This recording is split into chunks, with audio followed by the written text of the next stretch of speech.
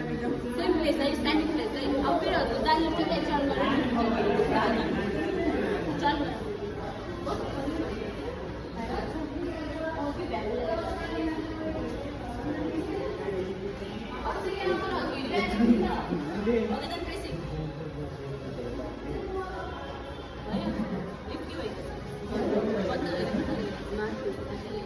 अब यो फुलेको चाहिँ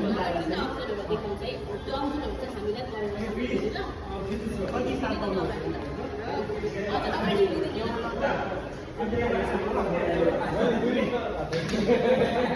अघि के